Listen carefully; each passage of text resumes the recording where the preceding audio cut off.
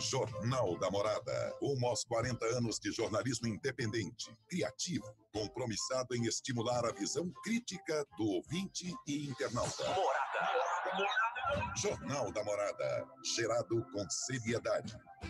Sensível aos anseios da população. Rumo aos 40 anos de liderança e credibilidade.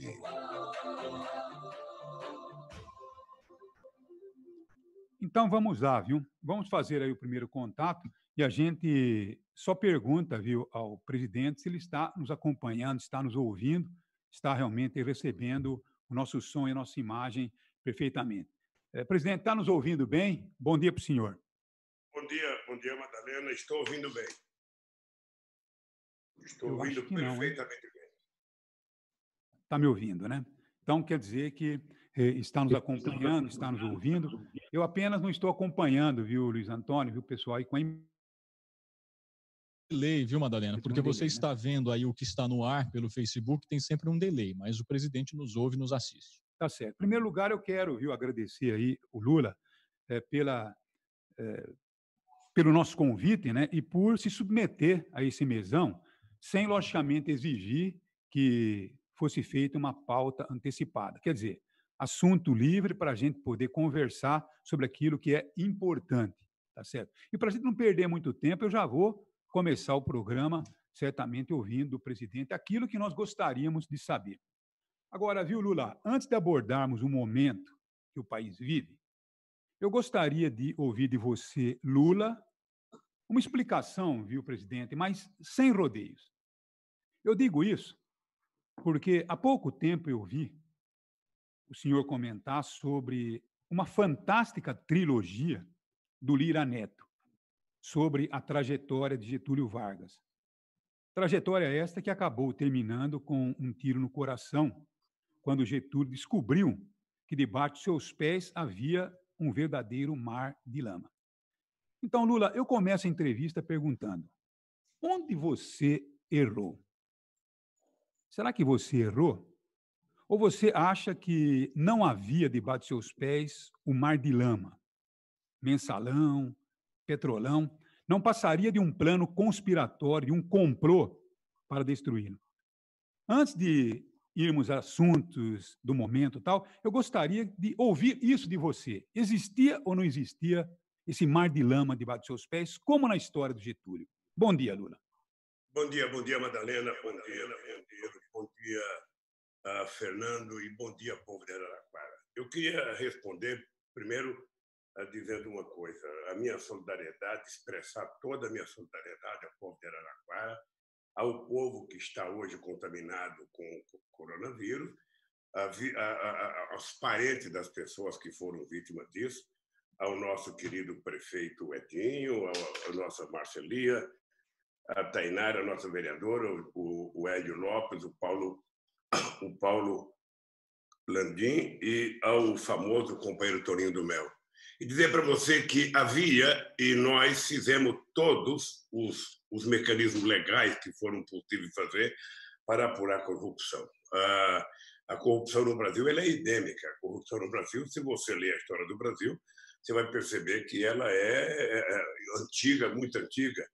E eu tenho orgulho, Madalena, de dizer que nunca teve na história do Brasil um presidente que criasse tanto mecanismo de proteção à corrupção, que fortalecesse tanto a Polícia Federal, que criasse tanta autonomia para o Ministério Público e que adotasse mecanismo, inclusive, com a Controladoria Geral da República, tendo status de ministério e liberdade para criar em cada ministério uma extensão da auditoria.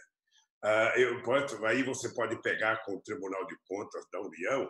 Nós tivemos todas as nossas contas aprovadas durante todo o mandato meu e da Dilma, numa demonstração de que o governo cuidava de gerenciar com muita responsabilidade. Agora, num país de 210 milhões de habitantes, com 8 milhões e meio de quilômetros quadrados, numa empresa como a Petrobras, que tinha mais de 300 mil funcionários diretos e indiretos, que tinha funcionários de 30 anos de carreira, e quem cometeu o crime, se é que cometeram o crime, foram pessoas com mais de 30 anos de carreira da Petrobras, pessoas que estavam na Petrobras muito antes de eu ser presidente da República. E eu nunca disse que não teve corrupção. Eu disse que eu desafiava o Moro, eu desafiava o TRF4, eu desafiava os empresários da classe política, os radialistas, os jornalistas, a provarem que houve um ilícito na minha vida pública e em meu nome. Essa é a minha briga e é por isso que eu estou desafiando o Moro, estou desafiando a Lava Jato, e eles encenaram uma malandragem, porque era a única chance de evitar que o PT voltasse ao governo, era o Lula era tentando me caçar o direito de concorrer. Ou seja, eu tinha certeza, só para você ter ideia, eu cresci 16 pontos na pesquisa quando eu fui para a Polícia Federal em Curitiba, e eu fui para a Polícia Federal numa decisão pessoal minha, porque eu poderia ter saído do Brasil, eu poderia ter ido para uma embaixada, Madalena. Eu tomei a decisão de ir para a Polícia Federal para ficar na cara do Moro e desafiar o Moro todo santo dia a dizer para a sociedade brasileira o que é crime indeterminado. Para ele explicar para os estudantes de direito o que é crime determinado, para o Dallagnol explicar para a opinião pública por que ele passou 1h30 apresentando um PowerPoint para a televisão brasileira, para os jornalistas todos, e depois que ele achincalha o PT, depois que ele me achincalha, depois que ele me acusa, ele diz, não me peçam provas, eu só tenho convicção.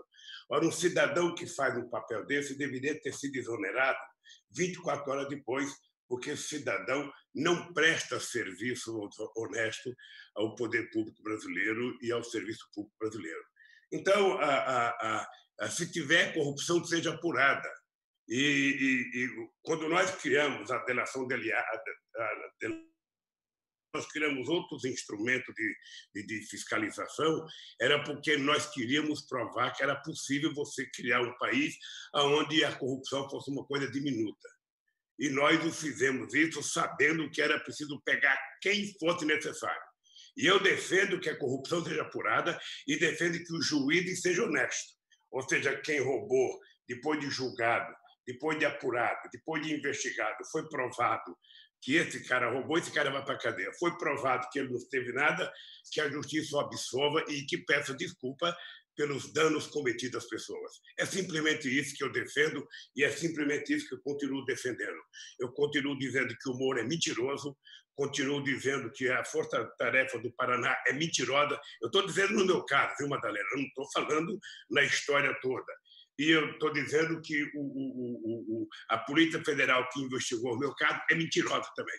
Eu estou dizendo isso já faz 4 anos e vou continuar dizendo, e eu espero que, em algum momento, as pessoas votem nesse processo em função dos autos, em função das provas, em função das testemunhas. Feito isso, eu estou tranquilo de que a única decisão correta e honesta será a minha absolvição. Agora, presidente, eu não sei se o senhor sabe, mas eu também sou um historiador. Tem até um livro, Um Século de Silêncio, que foi finalista do Prêmio Jabuti. Eu gosto de levantar as histórias, né? Agora, o senhor disse que tinha toda uma equipe de fiscalização acompanhando para evitar a corrupção no seu governo, mas, enfim, acabou acontecendo em alguns setores que o senhor não tinha equilíbrio. Mas, ao lado do senhor tinha aí o Zé Dirceu com a questão do mensalão. Agora, eu, como historiador, eu quero saber dessa história, né? Como é que um homem ao lado do senhor, né, ele pôde formar aquela quadrilha com o Roberto Jefferson, com o Costa Neto? O senhor não ficou meio assim constrangido de ter essas pessoas perto de vocês? Deixa eu falar uma coisa, Madalena. Como historiador, você sabe, é só pegar o voto dos ministros, você vai perceber que aquela história de 300 deputados comprados, ou seja, ninguém foi acusado, é muito impossível. A acusação se deu simplesmente porque se cunhou uma coisa chamada teoria do domínio do fato.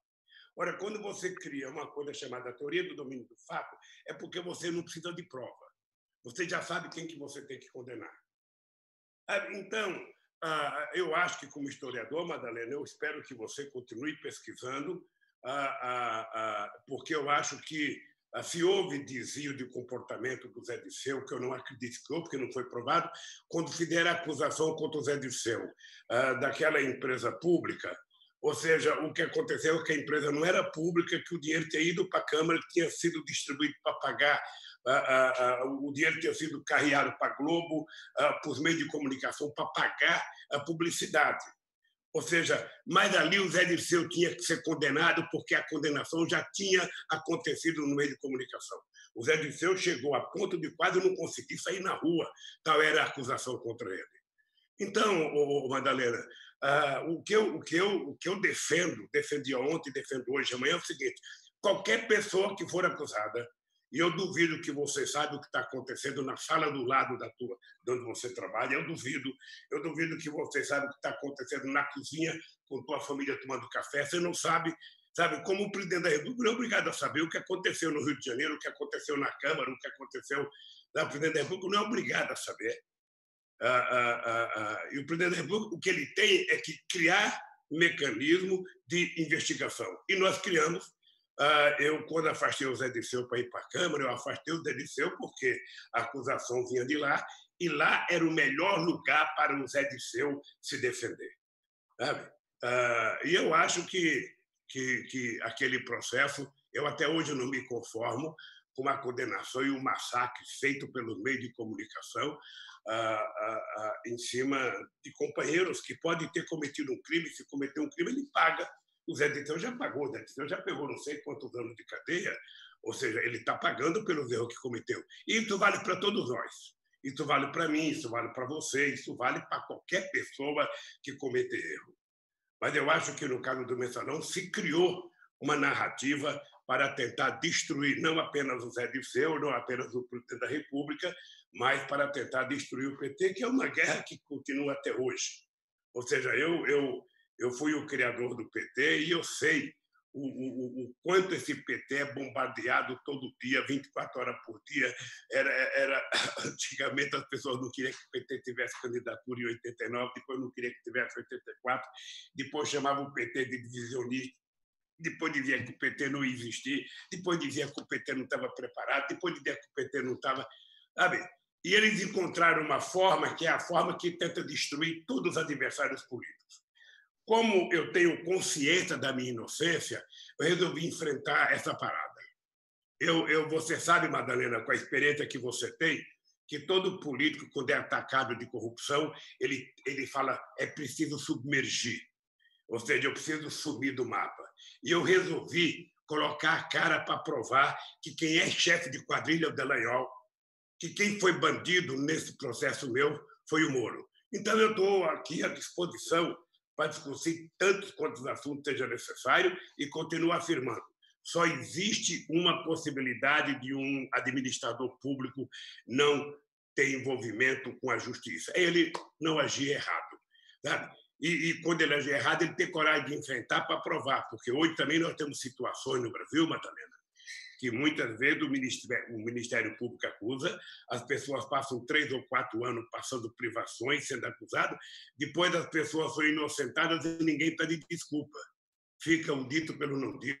E é exatamente contra isso que eu me opunha. Eu ia na posse do Ministério Público e eu dizia para o Ministério Público, olha, vocês são tão importantes para o Brasil, vocês são uma instituição tão importante que vocês têm que ter mais responsabilidade que os outros.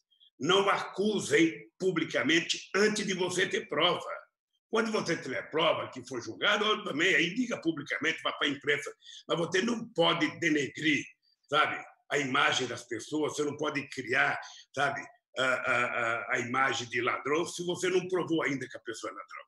Então, eu me opus a isso e o Ministério Público é testemunha. O AGE, que foi meu último controlador-geral da República, que era juiz de carreira, é prova disso. O diretor-geral da Polícia Federal já deu prova disso. Ou seja, acho que pouca gente nesse mundo agiu com o respeito e com a seriedade que eu agi. Aliás, o Moro, esses dias, para se defender, elogiou, sabe, o comportamento do PT na relação com a Polícia Federal. E eu tenho orgulho. E todos que estão trabalhando no setor público, que tem 20, 30, 40 anos de carreira, essa gente não está escrito na testa que eles são ladrão. Ou seja, você só pega se o cara cometer crime. E se cometeu crime, a pessoa tem que pagar pelo erro que cometeu. Agora, presidente, vocês políticos que estão lá no executivo, no poder, não tem como vocês se livrarem desse tal de centrão que todos os analistas, né, da grande imprensa, os estudiosos, dizem que isso é um câncer, isso é uma doença maligna. O senhor teve que se aproximar do Centrão, a Dilma teve que se aproximar do Centrão, e agora o presidente Bolsonaro também tem que se aproximar do Centrão. Vocês não têm competência para botar esse Centrão distante da política brasileira, enterrar esse pessoal? O senhor teve 82% de aprovação da população. O Bolsonaro teve agora 57 milhões de votos e, de repente, o Centrão é que manda. Será que vocês não têm competência para acabar com esse Centrão? Porque, pelo que a gente vê por analista aí, ali não tem um que não seja bandido. O senhor está dizendo que tem que ser prova para bandido. Mas eu vejo Jefferson como bandido, aquele Costa Neto como bandido e tantos outros como bandido. Vocês não têm competência para acabar com esse Centrão? Madalena, é isso que você está dizendo, que eles são ladrão. Eu não tenho prova que eles são ladrão. Eu tenho prova que eles foram eleitos para ser deputados federais e eleitos para ser senador. E é com isso que nós convivemos. Ou seja, eu tive 62% do voto em 2006, em 2002, e nós elegemos 91 deputados, de 513. E elegemos 12 senadores de 81. Então, não existe milagre em política. Se você tem que falar mal, sabe, dos deputados, você tem que cobrar quem votou neles. Essas pessoas foram eleitas. Eu não vou perguntar quem que você votou, Madalena, porque o voto é secreto. Mas nós temos que saber por que o povo votou neles. Eles foram eleitos. Sabe, a gente não pode achar que é o suplente que vai votar, que é o cara que era o mais decente do mundo, que não teve voto, que vai votar. Não. Na hora que você é eleito presidente da República, seja o Bolsonaro, seja o Lula, seja o Madalena, seja o Luiz Antônio, seja o Papa, na hora que você é eleito, você tem que estabelecer uma relação com o Congresso Nacional, que é um poder autônomo. E esse poder autônomo tem o direito de votar sem precisar depender do presidente da República, Madalena. Essa é a lógica. Então, não adianta o Bolsonaro ficar blefando, blasfemando, porque eu não preciso de político, porque eu não preciso de político, porque eu não quero política. Você precisa de política. E se você quiser que o Congresso vote alguma coisa que seja interessante para o país, você vai ter que pedir para o Congresso. E pedir para o Congresso é conversar com quem foi eleito. E conversar com quem foi eleito está lá. 30 e poucos partidos políticos, com 503 deputados, que vão decidir o que vão votar. O que não é possível, Madalena, é jornalistas importantes como você criminalizar a política. Essas pessoas que estão lá foram resultado de voto de pessoas como você, Madalena. Foram eleitos, estão lá. Sabe, depois que ele recebe o mandato, no dia seguinte o povo falar não presta, mas foram eleitos. Tem milhares de bons que ficaram de suplente. Tem milhares de bons que sequer tiveram voto. Agora, foi eleito pessoas que ninguém nem conhecia, com 2 milhões de votos aqui em São Paulo. Eu não sei se por fake news ou coisa parecida. Essa é a realidade da política. E o Bolsonaro, ele, se quiser aprovar algumas coisas, ele tem que conversar com o Congresso Nacional. Se o Congresso Nacional tem gente que presta ou não presta, é resultado do grau de consciência política do povo brasileiro no dia da votação. Você está lembrado que em 1900 estava em Rondônia, quando eu disse que no Congresso Nacional tinha 392 picaretas. Na verdade, eu falei 300 picaretas. Tá? Eu não sei se tem mais ou se tem menos. O que eu sei é que eles foram eleitos. E se eles forem eleitos, é com eles que o presidente da República tem que conversar. É isso, Madalena. Agora, o senhor, deixa eu deixar também para os meus companheiros, né, a entrevista. Só tem o Luiz Antônio, tem o Fernando, né, que estão sedentos também para entrevistá-lo. Agora, só para terminar, presidente, a minha última pergunta, né? O senhor chegou a citar que o Supremo estava acovardado em determinado momento, né? E hoje, como é que o senhor vê a atuação do Supremo com tudo isso que está acontecendo? O Supremo está trabalhando direitinho ou ele continua ainda se acovardando em alguns momentos? Madalena, eu queria só terminar essa última parte assim. Eu queria até pedir um favor para você. Você é um homem que tem muito tempo de rádio, utiliza o microfone. Eu só queria que você não deixasse de chamar político de ladrão, não deixasse de chamar político de safado, mas nomine. Nomine e comece a dizer qual é o crime que a pessoa cometeu. Porque senão, Madalena, você começa a criminalizar todas as pessoas e isso não é prudente. Porque na hora que o povo não crê na política, que o povo acha que ninguém presta, ele deveria entrar na política. Então, você tem que incentivar as pessoas que não gostam de política a entrar na política. Porque quem sabe o político maravilhoso, decente, honesto que existe, está dentro de cada um brasileiro. Sabe? O que não dá é para negar a política. Quando a gente nega a política, o resultado é sempre pior. O resultado vem sempre pior. Então, eu acho que o que está faltando no Brasil é a gente parar de criminalizar, acusar quando a gente tiver provas sobre as pessoas, tá? Porque, senão, a gente vai ter que falar para o povo, sabe, quando chegar no dia da eleição, nós temos que dizer, olha, você tem que escolher, você tem que ter um currículo do cara, tem que ir na polícia fazer reconhecimento se esse currículo é certo, porque você sabe o que é eleição. Então, meu caro, eu só queria te dizer isso a bem da política. Não criminaliza a política, porque você teve um voto no dia da eleição, sua mulher teve um voto, seu filho teve um voto, seu vizinho teve um voto, ou seja, é preciso saber em quem nós votamos, por que nós votamos, para a gente poder melhorar a política brasileira.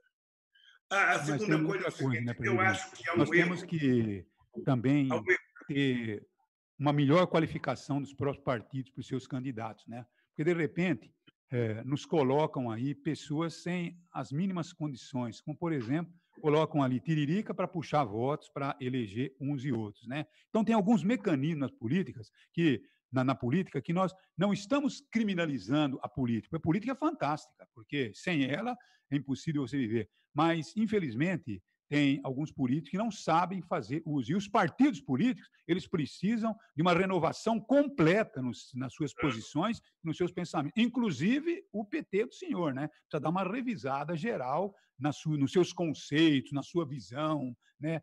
Enfim, tem aí que ter uma reforma interna dos próprios partidos, né? Pelo menos essa é a minha opinião, né? Porque a gente percebe aí que as denúncias são tantas, né? Que me parece que, quando eu falei que citei o Roberto Jefferson, então a gente percebe que esse homem, ele não tem ideologia. Cada hora ele está com um lado, quer dizer, o lado que melhor lhe interessa mais pessoalmente, e não, logicamente, ideologicamente. E Roberto Jefferson não tem mais mandato, ele não está lá, né, por voto popular, como o presidente colocou. Agora, só para encerrar minha pergunta, de Supremo, presidente, o senhor disse que um dia o Supremo estava covardado, né? Hoje, como é que o senhor viu o Supremo?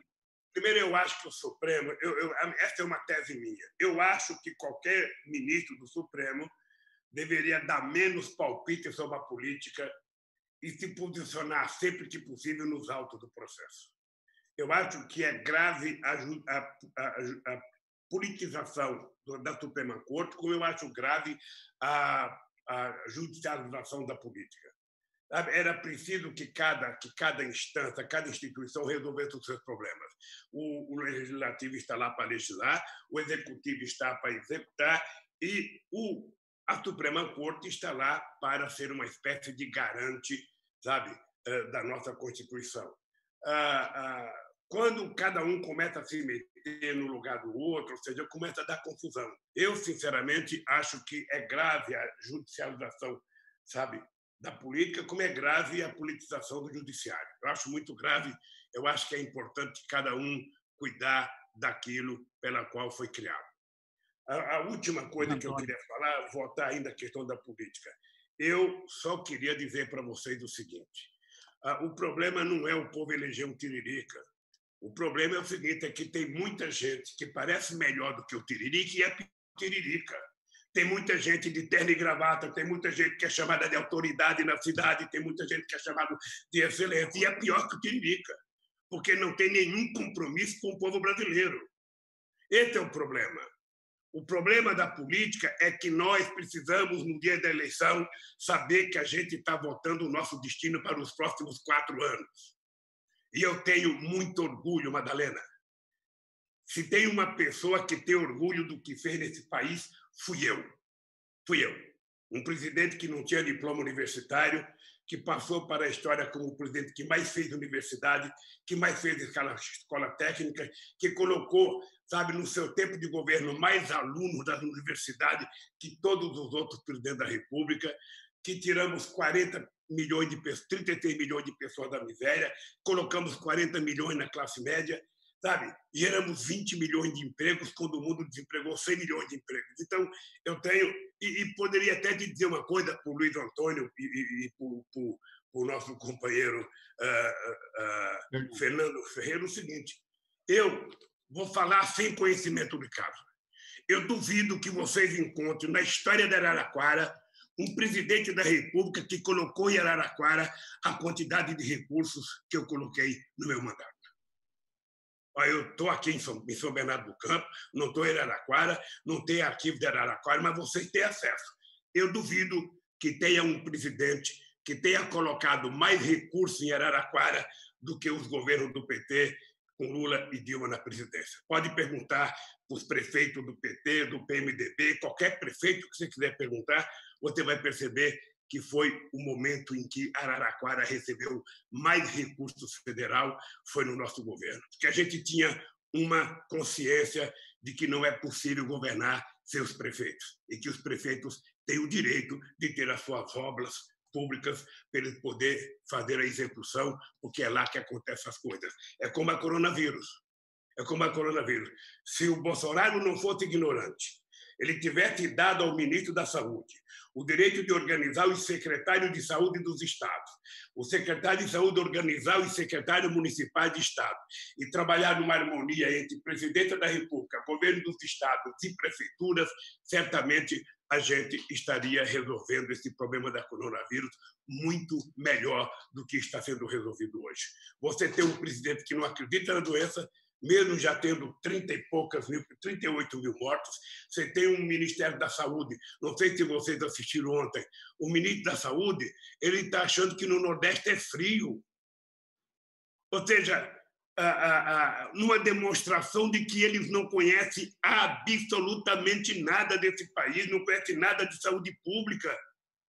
Ou seja, com tantos especialistas que o Brasil tem, com tantos médicos, com tanto pneumologista, com tantas pessoas, sabe, que são dedicadas para estudar essa doença. Ele não tem ninguém. Não quer ninguém. Ele não quer palpite, ele quer continuar errando, ele quer continuar cometendo o erro. Então, é isso que acontece no Brasil. Luiz Antônio. Presidente, é Luiz Antônio quem está falando. A jornalista Eliane Brum, ela acompanhou de perto, lá no Rio Xingu, na Floresta Amazônica, a situação de Belo Monte, desde o seu projeto, da sua implementação, e ela classifica Belo Monte como a materialização de uma perversão, como um projeto autoritário pode ser imposto na democracia a partir de uma coalizão de interesses e de omissões interessadas, ou como o crime pode acontecer dentro da lei. Eu vou usar essa classificação não para discutir Belo Monte com o senhor, porque foge um pouco da nossa realidade, do objetivo dessa entrevista. Mas eu quero usar essa definição e pergunto ao senhor, ela não serve também para classificar a relação que se estabeleceu entre o Estado brasileiro, inclusive no seu governo, com as grandes empresas, mais especificamente como as grandes construtoras, que, por sua capacidade técnica, detinham as grandes obras do Brasil, recebendo milhões dos cofres públicos e financiava campanhas milionárias dos partidos políticos brasileiros, inclusive do seu, das campanhas milionárias de 2006, 2010, 2014, e que depois, todo o esquema foi revelado pela Lava Jato. Isso não é um exemplo de uma coalizão de interesses, de omissões interessadas, de crime acontecendo dentro da lei, presidente? Ô, Luiz Antônio, eu não entendi o nome da pessoa que você falou, porque a tua voz não apareceu aqui no começo da tua pergunta. Eu me referi, presidente, então eu repito, a Eliane Brum, a jornalista, o senhor conhece com certeza, Eliane Brum, e ela dava essa classificação na relação com Belo Monte. Mas eu não quero discutir Belo Monte, eu quero usar essa classificação de omissão de interesses, de crime dentro da lei, para analisar essa relação entre as construtoras, o Estado e os partidos políticos que perdurou durante muitos anos, inclusive no seu governo, e do qual não houve nenhum empenho para mudança na lei. Se você usa Belo Monte, nós temos que falar de Belo Monte, Luiz Antônio, porque você parte do pressuposto que ela está correta, e eu não concordo com a tese dela. Ou seja, você tem uma série de pessoas no Brasil que ideologicamente é contra, e foi contra a construção de Belo Monte.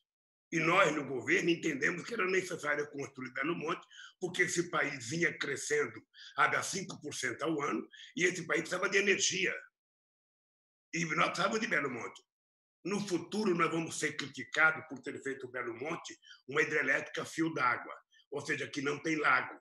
E o lago não foi feito para a gente não mexer com o ecossistema da região. Então, a maior cheia que vai ficar naquela represa é a cheia da natureza. Tá? Nós vamos ser criticados porque a gente não vai conseguir produzir lá toda a energia que era possível construir. Eu tenho consciência, sabe, da quantidade de debates que foram feitos para construir Itaipu. Você poderia perguntar, além dela, Luiz Antônio, você poderia perguntar, por exemplo, para o MAB. Você poderia perguntar para as comunidades locais. Você poderia perguntar para o Ministério Público. Houve mais de 10 reuniões com a comunidade para construir Belo Monte. Foi feito um consórcio, esse consórcio não entrou nenhuma empresa grande que não queria entrar. Depois, quando a obra foi construída, aí já era em 2011, eu não sei como é que elas entraram, qual foi a parceria que elas entraram. Mas é assim, você tem uma lei de licitação nesse país, que ela existe até hoje, ela não foi mudada. Você não vê o Ministério Público fazer nenhuma crítica à lei. Ela foi feita. Agora, ideologicamente, eu fiz reunião com o bispo, com o padre, com o pastor, com o índio, com o seringueiro, com o dirigente sindical rural. Foram muitas e muitas reuniões. Pelo que eu tenho de notícia, foram só eu participei de 10 reuniões. Fora a ministra, que deve ter participado de umas 30, a Dilma, não sei de quantas, participou. Mas essa empresa, essa hidrelétrica para ser construída, ela participou de muitos debates e tinha conflito, tinha pessoas que ideologicamente não queriam Itaipu. E nós queríamos Itaipu. E somente o futuro é que vai mostrar que estava certo. Até agora não tem a corrupção dita que houve lá. Até agora ninguém foi preso por Belo Monte. Até agora não mostraram nada de corrupção, a não ser as denúncias vazias que muitas vezes costumam ser feitas para a imprensa fazer propaganda. Sobretudo se envolver alguém do PT. Tem razão em se explicar porque houve a situação de Belo Monte, mas eu gostaria de levar essa classificação dela às relações todas as outras dentro da Petrobras, por exemplo, né, entre empresas, governo e partidos, ou seja, obras milionárias que por capacidade técnica essas empresas conquistavam, né, muitas vezes até como infelizmente a lógica no poder público, né, o preço é sempre maior do que uma construção da iniciativa privada, financiando o partido. O PT recebeu milhões dessas construtoras. O senhor não sentiu um cheirinho de uma combinação explosiva nisso tudo? E culminou com a Lava Jato? Deixa eu lhe dizer uma coisa. O PT não recebeu. Todos os partidos políticos, todos, sabe, se financiavam pedindo dinheiro para empresas na história do Brasil. Foi o PT que propôs acabar com o dinheiro privado para que a gente passasse a ter o dinheiro público, que eu acho a forma mais honesta de você fazer uma campanha. Foi o PT que propôs acabar com o dinheiro privado em campanha política. Todos os partidos e todos os governos pediam dinheiro. Qualquer candidato a deputado, qualquer candidato a qualquer coisa nesse país pedia dinheiro para quem tem. E, lamentavelmente, o nosso partido também. E é por isso que nós propusemos acabar com isso. Agora, esse país tem uma lei de licitação, Luiz Antônio. Essa lei de licitação ela é feita e sempre ganha a proposta de menor preço. Sempre ganha a proposta de menor preço. Seria importante que você acompanhasse uma proposta, uma licitação de qualquer coisa feita em Araraquara para você ver como é que é o processo, Luiz Antônio. Se depois que uma empresa ganhar, ela estabelecer uma relação de favor com outra, o prefeito não tem controle. Agora, veja, deixa eu lhe falar uma coisa. Uma coisa é você saber que tem. Você sabe que já houve CPI de empreiteira nesse país. Você sabe que a Petrobras é uma empresa que ela não tem licitação. É uma decisão da Suprema Corte. A Petrobras não tem licitação. A Petrobras ela estabelece um preço mínimo e, a partir desse preço mínimo, as empresas apresentam as propostas e, tecnicamente, a Petrobras estuda esse negócio. Ou seja, então, aqueles companheiros que foram acusados de corrupção na Petrobras, o mais jovem lá tinha 30 anos de Petrobras. Tinha 30 anos. E quando você indica uma pessoa dessa, ela passa por um currículo no Gabinete de Segurança Institucional, ela passa a investigação e ele só é indicado quando diz que não tem nada. Agora, meu caro, ninguém está carimbado na testa que é ladrão. Ninguém. Você está arriscado a contratar um companheiro para trabalhar com você e um mês depois você descobrir que esse companheiro é ladrão. E eu não posso dizer que você é culpado. Eu tenho que dizer que você teve um azar desgraçado de pegar alguém que depois cometeu um crime. É isso. Mas eu posso te dizer o seguinte, a corrupção ela é denunciada sempre, e ainda continua sendo denunciada. Agora mesmo nós vimos corrupção até na questão dos R$ 600, a quantidade de gente que foi cadastrada sem ter direito. Bom, presidente, mas o que é importante é que o governo esteja preparado para enfrentar... Presidente, desde o início do ano, o PT, na sua direção nacional, tem promovido uma série de reuniões. Nessas reuniões, muitos assuntos sobre a situação brasileira, o momento que o país atravessa, têm sido discutidos. E no núcleo dessa reunião, a gente percebe que há muita discussão. A gente sabe que essas discussões muitas vezes são acaloradas. Um ex-ministro do PT, que está no partido desde a sua fundação, ele disse reservadamente, após ter participado de vários desses, a prisão não lhe fez nada bem e que o senhor perdeu totalmente a capacidade de se antecipar a acontecimentos e também a observação com clareza desse momento político que o Brasil atravessa. A palavra que ele usa é uma palavra até pesada, ele chama o senhor de biruta. O senhor acredita que essa situação é isolada ou o núcleo do partido tem esse tipo de visão e isso tem atrapalhado bastante o próprio PT na sua mais fase básica aí? Deixa eu lhe falar uma coisa, Luiz Fernando. Você está se referindo a um gagá chamado Noblar. Você, se quer preservar o jornalista, você fala, mas há uma coisa que um canalha como o Noblar publicou ontem. E é bem possível que tenha alguém no PT que tenha dito que eu estou estranho. Tem gente que queria que eu aceitasse um acordo na cadeia e que eu aceitasse sair, sabe, para vir para casa com tornozeleira. Tem gente que achava que eu tinha que ler livro para diminuir minha pena. Deixa eu lhe contar uma coisa. Caráter e dignidade, a gente não compra em shopping em Araraquara, nem no aeroporto, nem compra em free shop. Isso a gente tem e a gente adquire com o tempo de convivência. Eu tenho consciência da minha honestidade e não tenho da do Moro. Eu tenho consciência da minha lisura e não tenho da do Delanhol. Eu tenho consciência da minha inocência e não tenho da Polícia Federal que estava investigando o meu caso. Tá?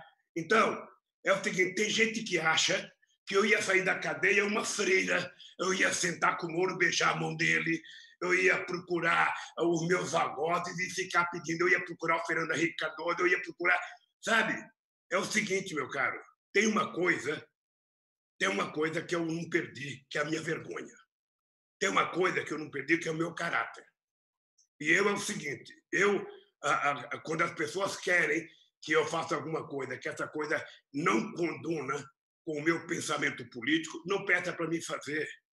Não peça para me fazer. Eu estou fazendo aquilo que eu acho que deve ser feito. O PT tem que ser oposição a Bolsonaro, o PT tem que pedir o impeachment do Bolsonaro, porque a Dilma foi caçada sem crime de responsabilidade, foi uma mentira de responsabilidade, e a gente tem o Bolsonaro cometendo todo dia crime de responsabilidade, ofendendo instituições, e as pessoas acham, vocês estão muito radical, vocês estão muito bravos, vocês estão, sabe, vocês não querem fazer aliança, vocês não querem conversar com isso. Olha, eu converso com todo o santo mundo, essa é a minha história política. Eu não sou um político de hoje, eu tenho uma biografia. Se tem um político que tem biografia nesse país, sou eu. Eu não vou virar lambibotas de ninguém porque eu fui preso, não. Eu quero é provar a minha inocência. Eu estou, inclusive, desafiando o Moro para um debate, que sabe, na faculdade de Araraquara. E o Fernando Henrique Cardoso estão colocando o PT fora dessa discussão. Qual que é a visão do senhor nesse encontro entre os três? Qual que é a visão do senhor dentro desse quadro? De que visão entre os três? Eu não entendi a pergunta. Eu não entendi a pergunta, Madalena. viu? Os três estão se unindo, o Ciro Gomes, a Marina e o Fernando Henrique Cardoso. E parece que estão mantendo uma distância, não querem uma união com o PT. Qual que é a visão do senhor diante desse quadro? Madalena, a gente não pode ter memória curta. Veja, o PT ele já fez aliança, e o PT faz aliança. O que o PT não pode é fazer o papel de hipocrisia. O Ciro Gomes poderia ter ajudado a eleger o Haddad. Ele foi embora para a França. O Fernando Henrique Cardoso poderia ter ajudado a eleger o Haddad. Ele se omitiu de votar. E a Marina escolheu o caminho dela. Ela já foi candidata a presidenta 3 vezes. Aí eu quero ver essa gente se unir em torno do quê? Eu quero ver, porque o Ciro fez uma opção. O Ciro já disputou 3 eleições, perdeu as 3, e o Ciro Gomes agora resolveu o seguinte: eu tenho que tentar destruir o PT, porque eu preciso conquistar os votos das pessoas que não gostam do PT. Ele já fez a opção. Então, o que o PT tem que se juntar com o Ciro? Ora, se o Ciro quiser fazer uma campanha para conquistar a democracia e fazer o impeachment do Bolsonaro, e depois cada um disputar a eleição, é ótimo. Você sabe que eu tive amizade com o Ciro foi meu ministro, eu devo gratidão ao Ciro Gomes, mas eu não sou obrigado a concordar com essa loucura dele. Sabe? Não é apenas os partidos, ou seja, alguns partidos. Ou seja, a tentativa de destruir o PT, Madalena, é antiga. Sabe por quê? Porque o PT, com todos os erros, é o mais importante partido de esquerda na América Latina. Eu vou só dar um dado para você. Esse partido, com 7 anos de idade, ele foi candidato a presidente da República. O PT foi o segundo em 89, o segundo em 94, o segundo em 98, o primeiro em 2002, o primeiro em 2006, o primeiro em 2010, o primeiro em 2014, o segundo, porque perdeu para fake news, em 2018. O PT é o maior partido de esquerda da América Latina. Aliás, é o único partido que funciona enquanto partido político, Madalena. É o único. Criei o PT e morrerei no PT. O partido, para mim, não é que nem cueca, não. Eu não troco todo dia. Eu não troco todo dia e acho que o PT não pode nunca se esquecer por que ele nasceu. O PT nasceu para dar voz e vez para o trabalhador. E eu tenho certeza que, quando estive na presidência da República, foi o melhor momento da classe trabalhadora brasileira, foi o melhor momento dos trabalhadores de Araraquara, foi o melhor momento dos trabalhadores de qualquer tipo de indústria nesse país. Aliás, o Brasil ficou motivo de orgulho. Se você viajou no período que eu fui presidente, Madalena, você deve ter visto como era bom viajar e o povo saber que você era brasileiro, a quantidade de elogios que as pessoas faziam ao Brasil. O Brasil era o país mais feliz do mundo e era o Brasil que tinha mais esperança no futuro do mundo. Era um momento mágico do Brasil, Madalena. Era um momento mágico, Luiz Antônio, do PT.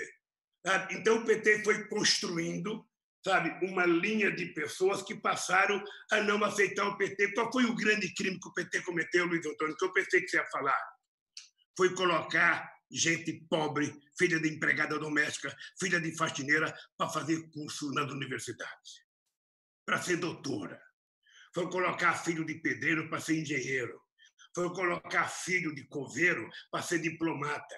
Esse é o grande crime do PT, que colocou 4 milhões de jovens na universidade em 13 anos contra 4 milhões em 100 anos passados.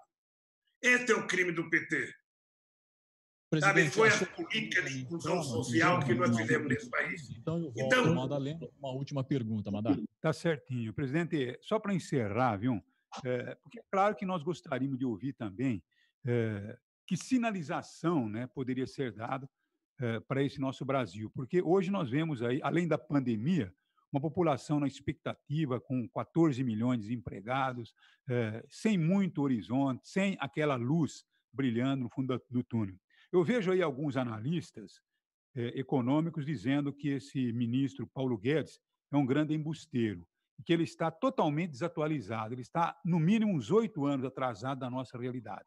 E dizem que hoje não dá mais para você falar tanto no Estado, mas também tanto no privado, que tem que ocorrer uma união entre Estado e privado. Então, nem tanto Estado e nem tanto privado. Agora, economicamente, qual que é a visão do senhor para uma saída para o país reencontrar o seu caminho? Qual que seria essa luz? Qual que seria? Madalena, nós vivemos um momento em que nós temos um governo que não cuida da economia, que não cuida da pandemia, que não cuida do emprego, que não cuida do salário, que não está sequer distribuindo os R$600 que foram aprovados e agora está falando que vai diminuir para 300.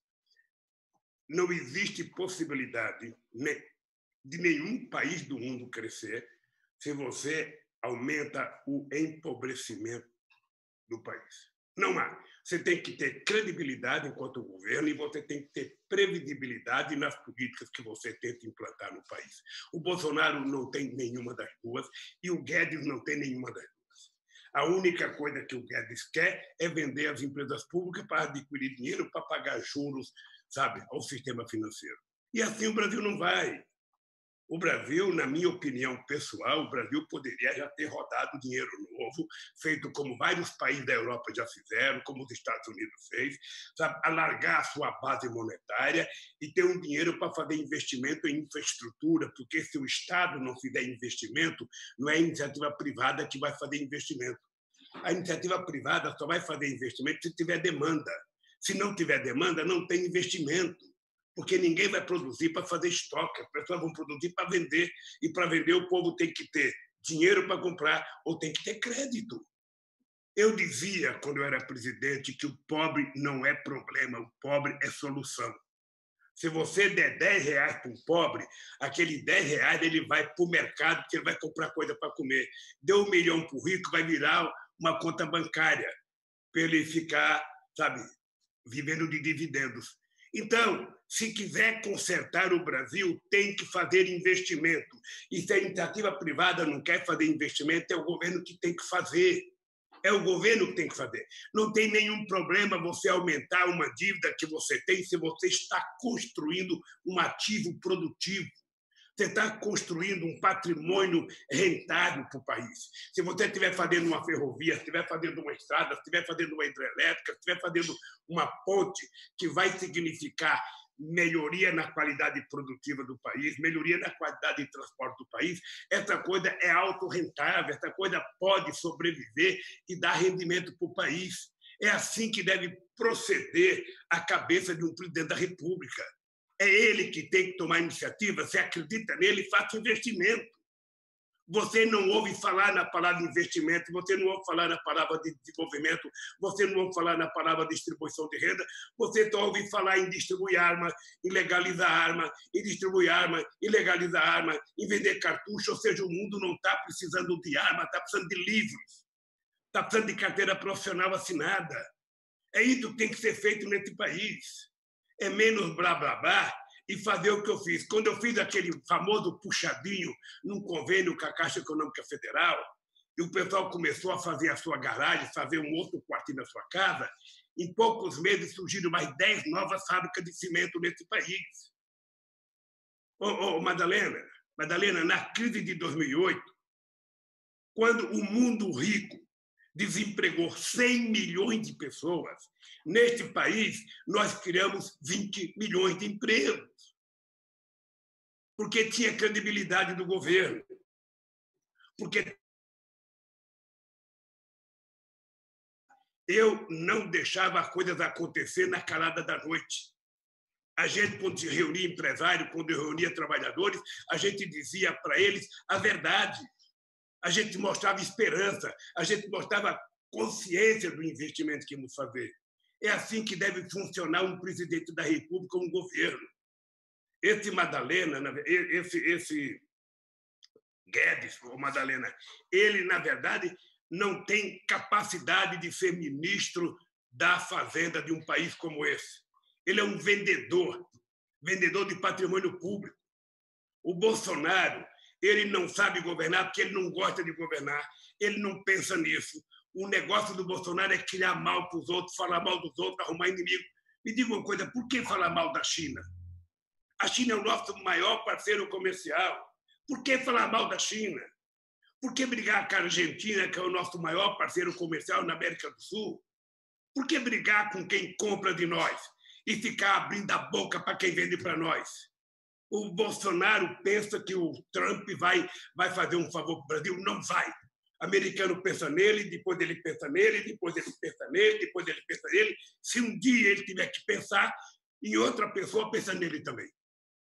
O Bolsonaro precisa parar de ser cão vira-lata, sabe, balançando o rabo para o Trump e deixar de brigar com os nossos parceiros comerciais, deixar de brigar com quem pode nos ajudar. Então, obviamente que não vai ter crescimento, vai ter empobrecimento. Você acha que mudar a carteira profissional vai gerar emprego? Criar trabalhador sem registro? Criar trabalhador escravo, praticamente? Nós estamos perdendo no século XXI, Madalena, tudo que nós conquistamos no século XX. E o Estado tem que ser forte. Porque você veja, agora, em época de coronavírus, se não fosse o SUS, o Brasil estava ferrado de vez. E sabe quem fez 63% de todos os leitos do SUS? O governo do PT. Por isso, Madalena, eu quero aproveitar, sabe, o final desse programa para dar os parabéns ao prefeito Edinho pela competência com que ele está dirigindo Araraquara, pela competência que ele está dirigindo a crise do coronavírus. Sabe, eu tenho acompanhado, tenho recebido informações e eu acho que o Edinho está fazendo o que todo prefeito do Brasil deveria fazer. Tratar com muita responsabilidade, com muita seriedade, e se vai abrindo o comércio e abrindo paulatinamente, e se perceber que há um recrudescimento do coronavírus, fecha o comércio outra vez. Porque os empresários que estão clamando para abrir o comércio precisam dar garantia para os trabalhadores.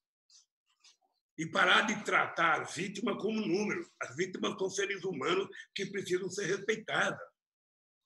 Então, eu queria aproveitar para dar os parabéns ao companheiro Edinho, sabe, pelo trabalho extraordinário que está fazendo, e agradecer a vocês, o Madalena, ao Luiz Antônio, ao Fernando, pela entrevista e dizer que eu estou à disposição. E eu quero te agradecer também para dizer ao povo de Araraquara que nas entrevistas comigo não tem pergunta proibida. Sabe? Quem pergunta o que quer, ouve o que não quer. Sabe? E o PT paga o preço porque o PT é o único partido de verdade no Brasil. Você veja que os tucanos acabaram. Eu sei que o senhor tem aí Alckmin acabou horário, como um né, povinho da rígido, rabiola. tem que ir embora. É que eu estou vendo aqui tantas perguntas, centenas de perguntas. Talvez o senhor pudesse usar só mais um minutinho, porque o pessoal está insistindo aqui, né? No dinheiro do Brasil que seguiu para Cuba, Venezuela, para outros países do mundo e que teria dado prejuízo ao país, né? O senhor poderia responder isso em um minuto, só para atender esse pessoal que está ansioso, né? Principalmente o pessoal contrário ao senhor, né? Achando que o Brasil jogou dinheiro fora, com dinheiro em Cuba, na Venezuela, tal.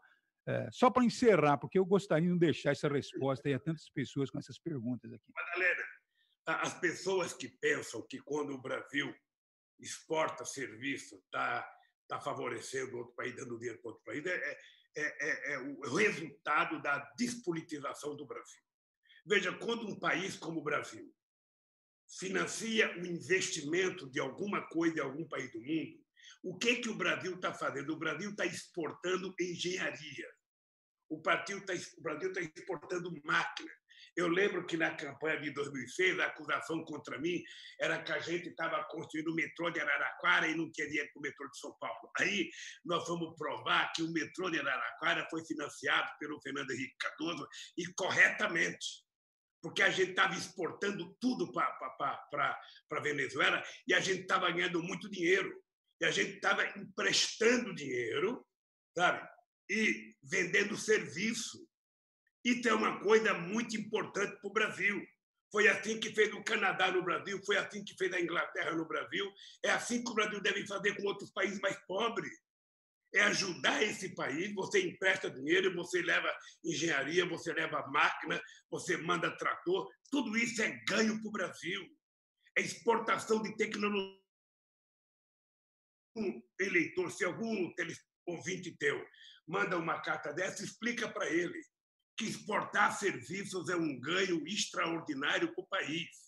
E o Brasil tem que exportar para todos os países mais pobres do que ele, porque não é dinheiro do orçamento, não é o dinheiro que o Brasil tinha dele, é um dinheiro emprestado.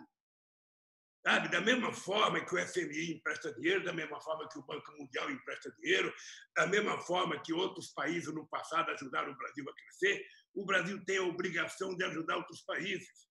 É um investimento que exporta engenharia, que exporta máquina, que exporta serviço e que traz recursos de volta para o Brasil. Sabe? Então, ajuda a politizar a sociedade. Ajuda a informar a sociedade, porque eu já fui vítima disso. O Lula está colocando dinheiro em Cuba e está ajudando Cuba. Não, o Lula emprestou dinheiro para Cuba para ser feito um estaleiro em Cuba e, por esse estaleiro, o Brasil ganhou dinheiro, sabe, gerando serviços, o Brasil exportou engenharia e o Brasil, sabe, está ajudando um país da América Latina a se desenvolver. É preciso que a gente politize as pessoas, porque esse é o atraso. Sabe quem é que disse que eu estava exportando o metrô de graça para a Venezuela na campanha de 2006? O governador de São Paulo. Uma pessoa que deveria ter responsabilidade de não mentir. Mentiu, aí eu fui obrigado a mostrar que quem começou a exportar serviços para fazer o metrô foi o Fernando Henrique Cardoso, e corretamente. Sabe? Se o Bolsonaro amanhã quiser emprestar dinheiro para fazer um hospital em Moçambique, ele está agindo corretamente, ele está emprestando dinheiro, vai receber esse dinheiro de volta e vai permitir ajudar um país mais pobre do que o Brasil. Afinal de contas, o Brasil tem uma dívida histórica, com 350 anos de escravidão nesse país, é importante que a gente pague. E eu sei o quanto o interior de São Paulo, sabe, recebe pressão conservadora contra o PT. Mas é importante lembrar o seguinte: o PT, eu digo sempre o seguinte, o PT só tem que mostrar para que ele nasceu. O PT nasceu para que a classe trabalhadora brasileira, para que os oprimidos, para que os de baixo consigam subir no andar de cima. Eu tenho orgulho de ter sido o primeiro presidente da República a sair do andar de baixo, lá de Garanhuns, para chegar no andar de cima, lá no Planalto, no Alvorada, e provar que um torneiro mecânico, um curso de torneiro mecânico, soube governar mais do que toda a elite brasileira que governou em 500 anos. E você sabe o que o Edinho fez em Araraquara nesses 8 anos que ele já governou, e vai fazer agora. Teria muito mais aqui, mas é claro que o senhor tem aí... Você pode me convidar para outro programa. Obrigado mesmo, mas não vai faltar oportunidade não de uma entrevista. E agora eu estou vendo aqui, viu, muitos seguidores aí do presidente Bolsonaro. Se ele topar a entrevista, mas sem, como já disseram aí, com pautinha, aí nós fazemos a entrevista. Se não, meu filho, não. Porque aqui nós não vamos preparar a bola para ninguém fazer gol de letra. Obrigado, presidente. Toda entrevista que eu dou, Madalena, eu falo o seguinte: não tem pergunta proibida. Pergunta o que quiser. Se eu não souber responder, eu falo que não sei responder. Mas eu tenho muita verdade na minha cabeça para colocar para fora, e às vezes eu pareço duro, não, mas é que eu tenho convicção, sabe? E tenho certeza das coisas que eu estou falando, porque elas têm história, sabe? E eu posso te dizer o seguinte: é com muito orgulho que eu posso te dizer que todas as pesquisas da opinião pública feitas apontam, sabe, que eu fui o melhor presidente da história desse país, porque governei com o povo e porque governei para o povo. É isso, Madalena. Mais um abraço, muito obrigado. Obrigado, Luiz Fernando, obrigado. Luiz Antônio, obrigado. E assim a gente vai tocando o programa. Fernando Ferreira. É isso aí, nós extrapolamos bastante aqui o horário previsto, né? O combinado era até as 9 da manhã, mas o presidente gosta muito de falar, né? E usa bem o espaço que tem para os esclarecimentos. A gente agradece essa disponibilidade, né, Fernando? Sem dúvida nenhuma, um momento importante para a gente ouvir também aí o ex-presidente, num momento que o Brasil está numa situação bastante complicada. Então a gente agradece aí as palavras do ex-presidente. Obrigado, Lula. Jornal da Morada, rumo aos 40 anos de